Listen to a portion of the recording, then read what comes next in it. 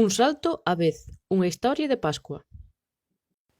En unha pequena casa, ao lado de un gran bosque, vivía unha familia de coellos, papá, mamá e os seus 3 fillos. Chegando a Pascua, papá e mamá coello lle contan aos seus fillos sobre unha tradición que pasou de xeneración en xeneración e que agora deben de seguir. Para escoller o novo coello de Pascua deben de entrar no bosque e atopar unha cesta donde escollerá un dos 3 oviños. O ovo que escollan teñen que levalo á cesta que se atopa no xardín do reino dos humanos. Así, os 3 coelliños partiron cara ao bosque. O coelliño máis grande foi o primeiro que atopou a cesta. Mira para ela, rodea e decide coller o ovo máis grande. De camiño ao reino dos humanos ponse a correr para ser o primeiro, pero a metade do camiño o ovo era tan grande que non aguantaba máis, entón tropeza e o seu ovo rompe.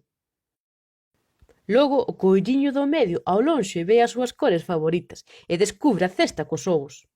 Todo emocionado, rapidamente colle coas súas patiñas o ovo mediano, perfecto para o seu tamaño. Corre, corre, corre, sen ver unha rama que había no camiño. E o seu ovo, cras, rómpese tamén. Logo o coelliño máis pequeno descubre a cesta e colle o último ovo.